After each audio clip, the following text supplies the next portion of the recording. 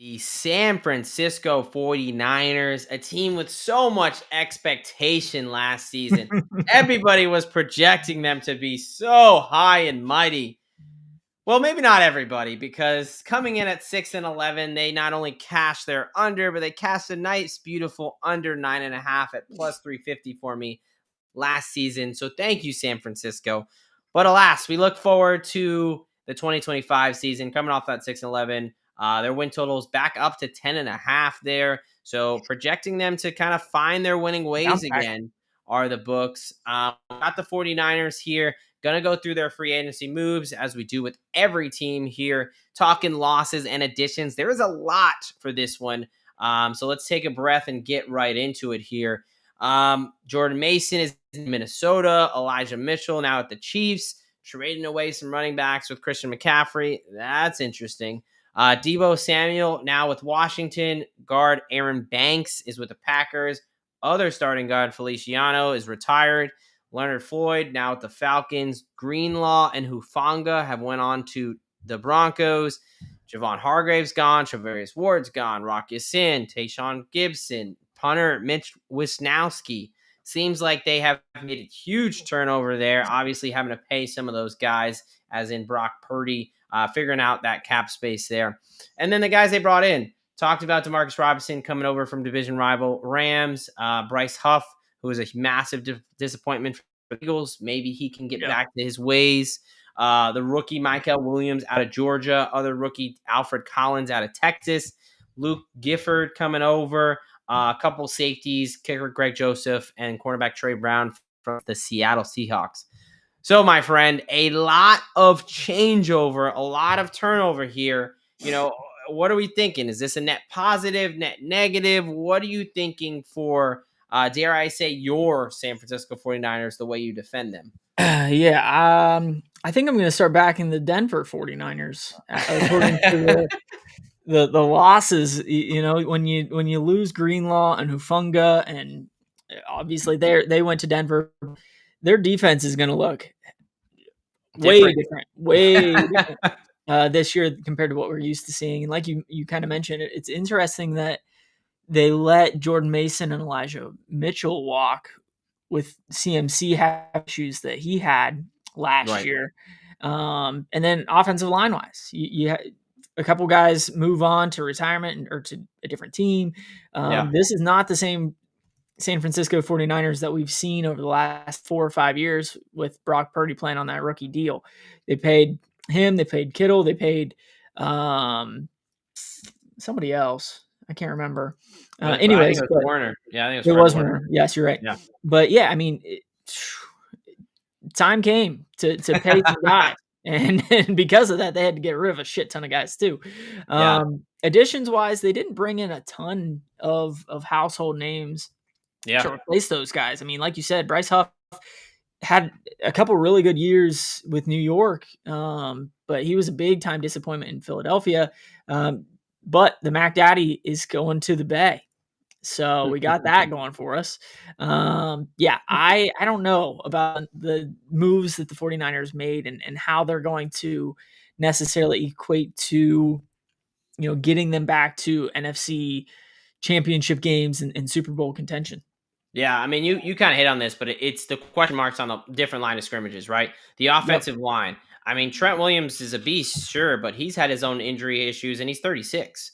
So, we've seen quarterbacks play that late, but left tackle's, quite the athletic position. So we'll see. And especially with tackles, it seems like they're good, and then they just drop off a cliff all of a sudden. Where quarterbacks, you see that drop off more gradual. Right, exactly. And then, other than that, there's a lot of unproven there. Brendel, Barch, Puny, McKivicks, like a lot of younger kind of unproven guys.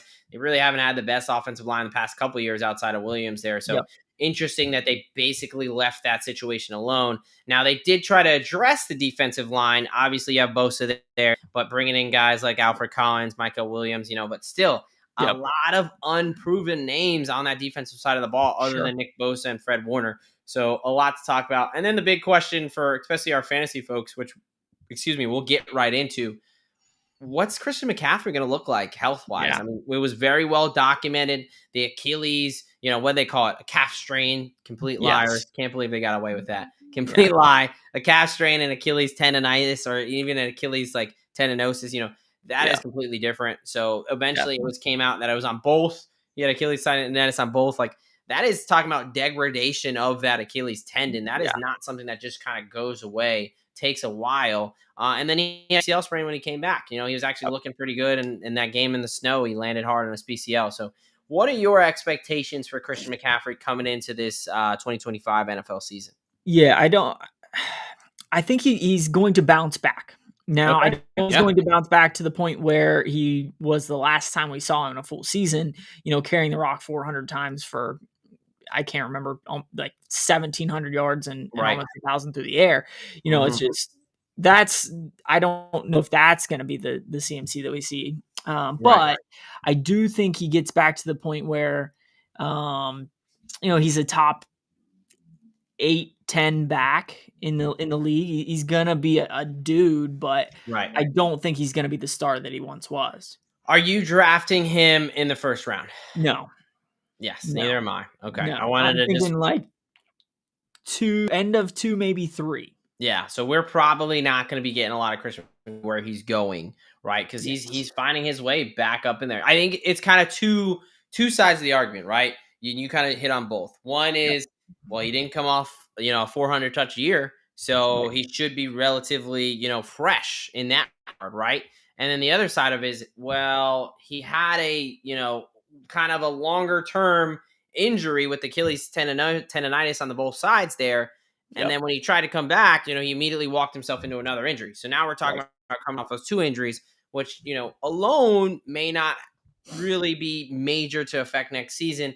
But he's getting up there. I mean, again, the number one predictor for an injury is a previous injury to that body part. Right. So that's kind of where we're going. Again, I don't want to go doomsday as well. I'm not going to say that I think he's going to have a decent year as well. Yeah. But I don't think he's worth, the RB 3 to, I've seen him as high as 3 to 5 where he's going, right? I'm not taking, like I said, I'm thinking like 8 to 10 range. I don't necessarily think that he's going to be back to, 2,000 all-purpose yards. He's going to be 13 to 1,500, maybe. Yeah, coming in at 29. So he's not old, but he's not young for a running back. So that mileage is still there.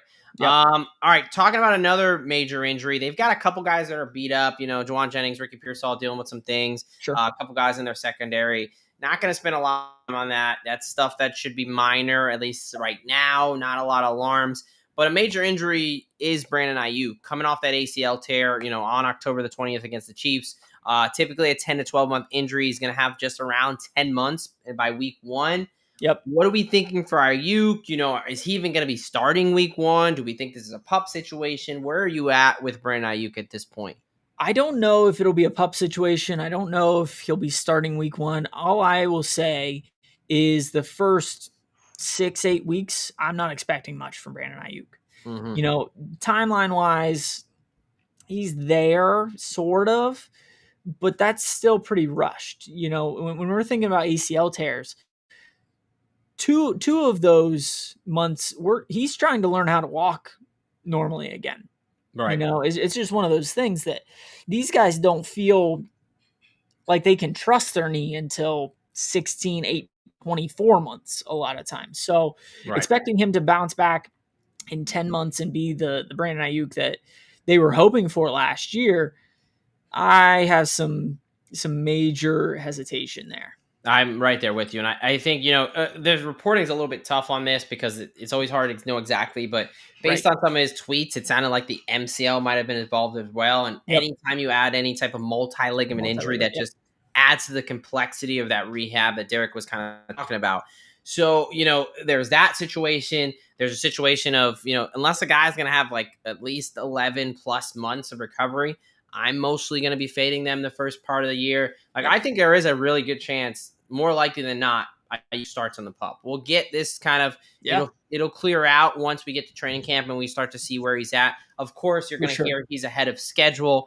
Everybody and their mother's ahead of schedule in the offseason before anybody can actually see anybody, right? Yep. So I think it's a point that no one really, sucked their teeth into Aiyuk to go get him in the Sure. offseason. There was the trade rumors and stuff. So, I think he tweeted out basically like they were trying to trade me and I couldn't even walk. And it was like a month after the surgery or something like Right. that. Right. So, I that's an interesting tweet to put out there. And I don't, I don't think that's most very bullish for this next season. Yeah. But yeah, like you were mentioning, I think first half of the season, first 6 to 8 weeks, you can't expect a lot there. So, I know there's a guy that you like in the situation coming out of that, with no Ayuk expected there. Is there someone Yeah. you're expecting to step up, in that place? Yeah. I mean, really, there's a few. But I mean, Christian McCaffrey, they're going to have to rely on him a little bit more. Mm-hmm. They still have George Kittle there, who's an absolute stud. Love But Kittle here. also, I mean, you got Jawan Jennings. He had some minor injuries last year that kept him out of a couple of games, but Sure. he's pretty damn good. Yeah. In his first, I'll say, full season.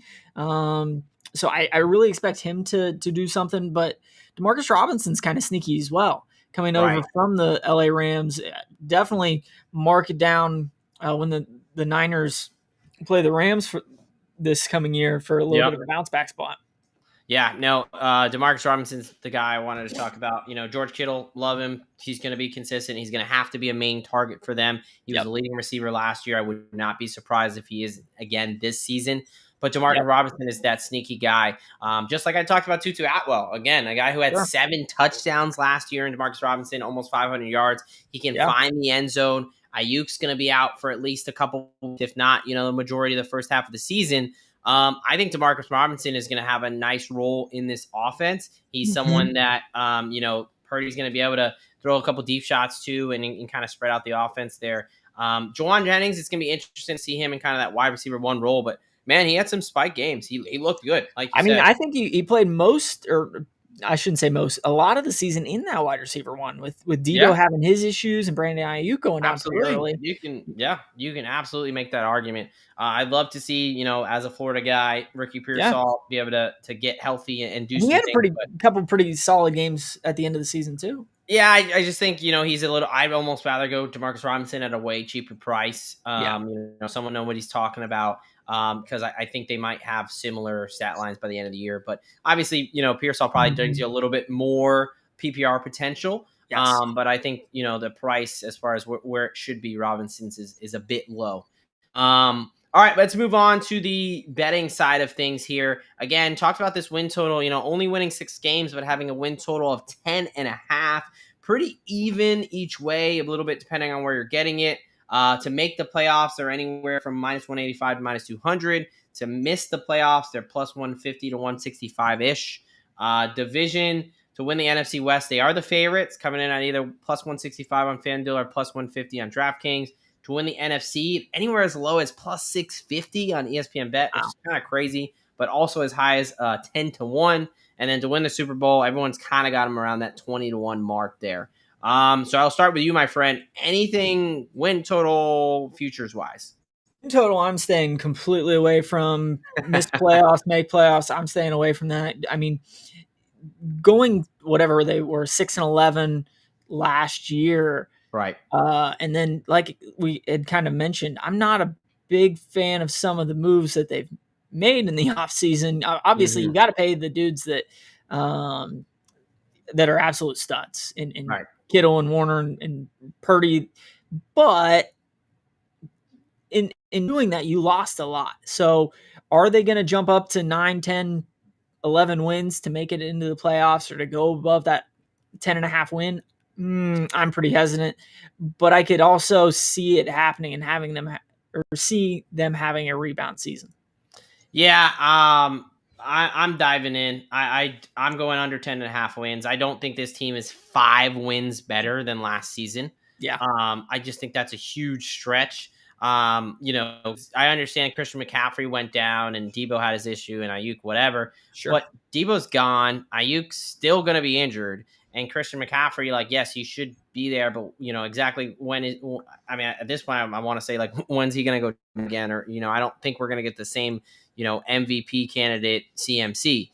Yeah. So I talked about the offensive line concerns. Trent Williams, behind him is Andrew Dillard, a guy who has been a career journeyman at 36 years old. I have question marks there. I have question marks on the rest of the offensive line. and the defense, really the entirety of the defense outside of Nick Bosa and Fred Warner. Yeah, they may have some guys that are going to pop off and hit like Michael Williams, or we could have a situation where this defense is really bad again. I look at this secondary and I see guys, Lenore is a decent player, but Renardo Green, Upton Stout, Malik Mustafa, Jair Brown, young Yep. guys, rookies or second year guys, like it's a lot to rely on, a lot of unproven real estate out there. So give me the under 10.5 wins at -115 over at FanDuel. And then give me the alt under 8.5 wins at +255.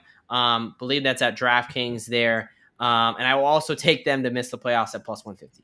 Sure. So I'm loading up on the unders. It worked for me last year. As far as this team, I'm a little bit confused. Like, I don't even know if I can definitively say they're a better team than last year coming into Mm-hmm. this season, but their win total is still, 5 wins better.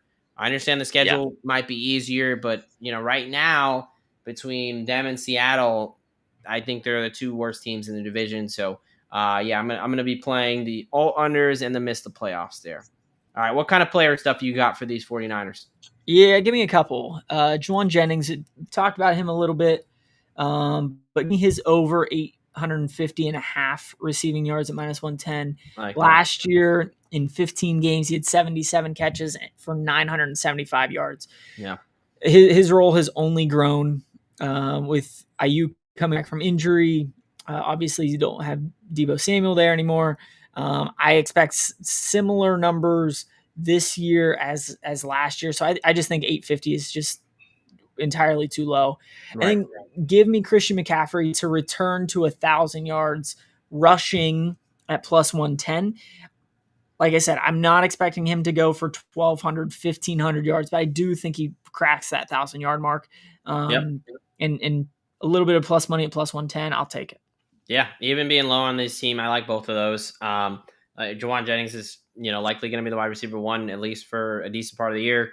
McCaffrey, again, I think he's going to be able to play at least double-digit games, and he's definitely a guy that can. You're going to need him. I mean, he's going to get 25, 30 touches because they're going to need him. Right. Another guy I think they're going to need is George Kittle.